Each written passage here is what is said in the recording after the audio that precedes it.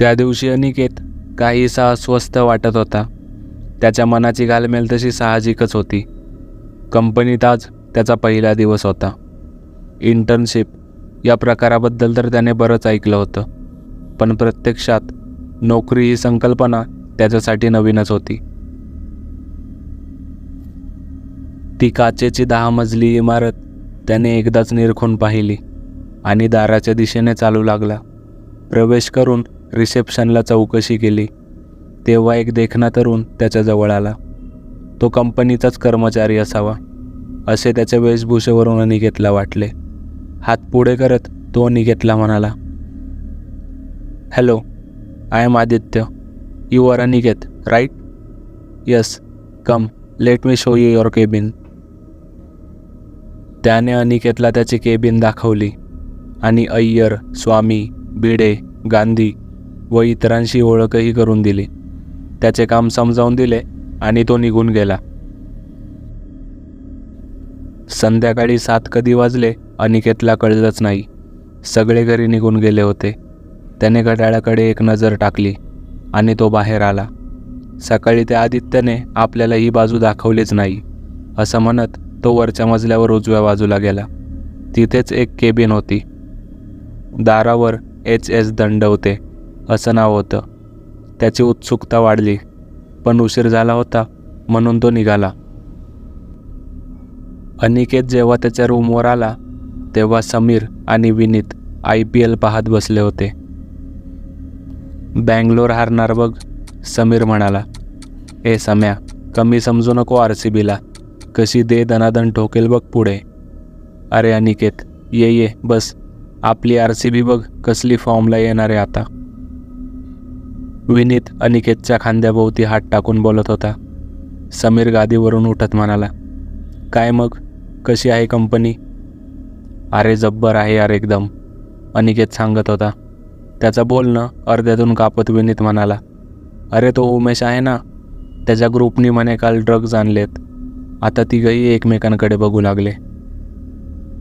आणि शेवटी समीर बोलला, विन्या, बघ की मग काहीतरी जुगाड होत असेल तर.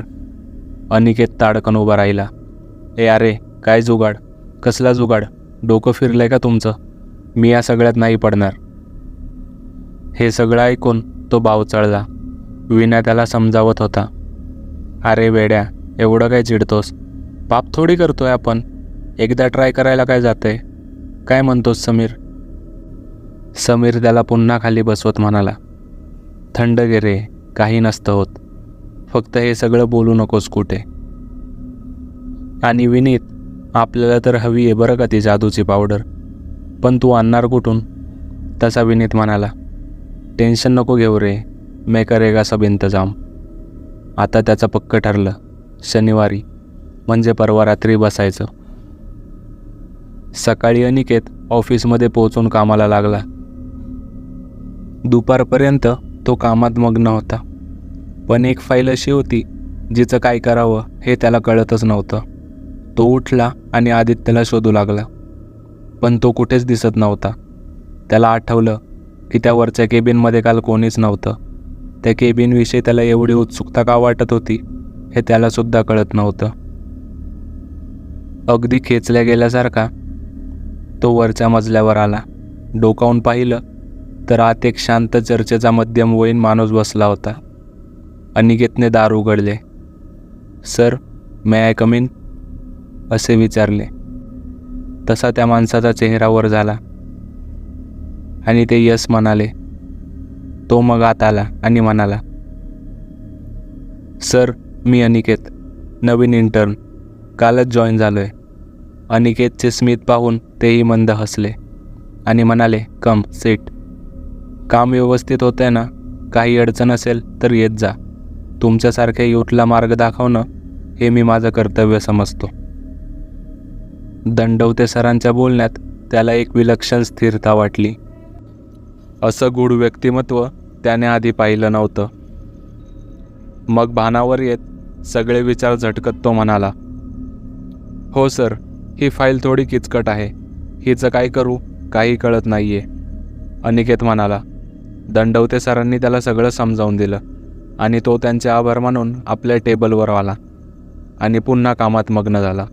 आज कंपनीतून रूमवर येताना त्याला आधार सापडल्यासारखं वाटत होतं. खूप मोकळं वाटलं त्याला दंडवते सरांशी बोलून. शनिवार आला. आज ते तिघं बसणार होते. अनिकेत कामावरून आला तेव्हा फक्त समीर रूमवर होता. अनिकेतने विनीत कुठं आहे असं विचारलं तर समीर म्हणाला, साहेब गेलेत इंतजाम करायला. थोड्या वेळाने विनीत रागारागात स्वतःशीच काहीतरी बडबड करत आला. समीरने त्याला विचारले, काय रे, आणलंस की नाही? यावर तो म्हणाला, अर्धवट डोक्याचा आहे तो उम्या. मला म्हटलं तुमची ऑर्डर सांगायलाच विसरलो.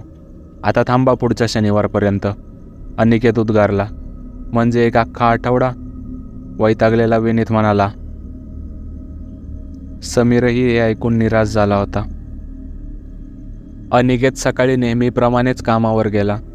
त्याचा आता कामात रस वाढला होता. कुठे काही अडलंच तर दंडवते सर होतेच. 2 दिवसात त्याचं प्रेझेंटेशन होतं. त्यामुळे तो गोंधळलेला होता. सरांच्या केबिनमध्ये डोकावून पाहिलं पण कोणीच नव्हतं. तेवढ्यात ते मागून आले आणि म्हणाले, काय रे अनिकेत, काही काम होतं का? तो दचकला. मग भानावर येत त्याने प्रेझेंटेशनबद्दल सांगितलं.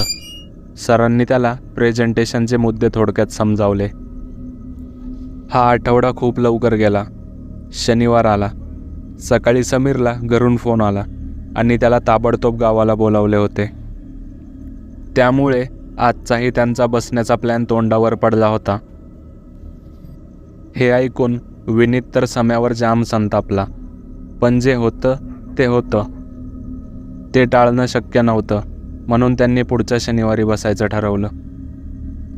5-6 दिवसात परत येतो असं म्हणून गेलेला समीर गावावरून परत आला तेव्हा तो आणि विनीत उमेशकडून पावडर घेऊन आले. अनिकेत संध्याकाळी रूमवर आला तसा समीर म्हणाला, आज रात्री आपण बसणारच हो ना आन्या? हो रे बाबा, अनिकेत म्हणाला. तिघंही खुश होते. पण अर्ध्या तासातच अनिकेतला कॉल आला. मोबाईलच्या स्क्रीनवर दंडवते सरांचं नाव होतं. सरांनी त्याला तातडीने त्याच्या घरी बोलावून घेतलं होतं आणि त्याला जाणं भागच होतं. आता विनीतला राग अनावर झाला. तो बडबडायला लागला, चायला किती नाटकं तुमची, खूप झाला आता. विस्की गेली चुलीत. तुमच्यासोबत राहण्यात अर्थच नाहीये. अनिकेत त्याला थांबवत शांत करत म्हणाला, मला फक्त अर्धा तास दे, मी लगेच परत येतो. सरांनी हा पत्ता पाठवलाय घरचा. मी असा जातो आणि असा येतो. ठीक आहे, पण जर तू नाही आलास ना तर मी हा माल असाच्या असा जाळून टाकीन. मग सगळंच बाद होईल. विनीत जरा शांत होत म्हणाला. अनिकेत निघाला. पाठवलेला पत्ता त्याने वाचला. जेव्हा तो त्या भागात पोहोचला तेव्हा त्याला कळालं की त्या नावाचा रस्ता कुठेच नव्हता. तो पत्ता अस्तित्वातच नव्हता. पत्ता पुन्हा वाचायला गेला तर पाहिलं की त्याला दुपारनंतर कोणाचा कॉल किंवा मेसेज काहीच आलं नव्हतं. त्याला घाम फुटला. तो आता बिथरला होता. तो रूमवरून निघाल्याला आता 2 तास झाले होते. तशा मनस्थितीतच तो रूमवर आला. विनीत समीरवर बार काढून रागारागात कुठेतरी निघून गेला होता. झोप तर त्याची कधीच उडाली होती. रात्रभर नुसता छताकडे टकलावून बघत होता. सकाळी ऑफिसमध्ये पोहोचताच धावत दंडवतेंच्या केबिनमध्ये गेला. आतमध्ये कोणीच नव्हतं. मागून पुन्हा कोणीतरी बोललं, पण ते दंडवते नव्हते. तो आदित्य होता. अनिकेतचा असा बेदरलेला चेहरा पाहून त्याने विचारलं, काय झालं तुला? दंडवते सर कुठं आहेत? त्याने उलटा प्रश्न केला. आदित्य जागीच स्तब्ध झाला. तू का विचारतोय? असे म्हटल्यावर अनिकेत उत्तरला, त्यांनी मला काल रात्री बोलावलं होतं. हे ऐकून आदित्य आता पांढरा पडला होता. आपल्या थरथरत्या हाताने त्याने अनिकेतचा हात पकडला. त्याला नेऊन बसवलं व सांगू लागला, दंडवते होते 4 वर्षापूर्वी, पण आता नाही आहेत. त्यांचं हक्काचं आयुष्य त्यांच्या स्वतःच्या 20 वर्षाच्या मुलाने हिरावून घेतलं. व्यसन होतं त्याला, ड्रग्सचं. त्याचा स्वतःवर पण ताबा उरला नव्हता. हाताबाहेर गेला होता तो. त्यामुळे त्यांनी त्याला खोलीत बंद करून ठेवलं.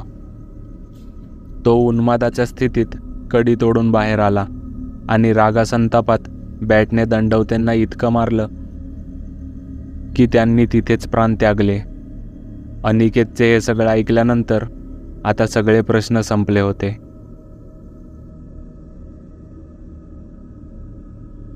जर तुम्हाला ही कथा आवडली असेल तर लाईक आणि कॉमेंट करून कळवा आणि आपल्या मित्र किंवा फॅमिलीमध्ये सुद्धा शेअर करा.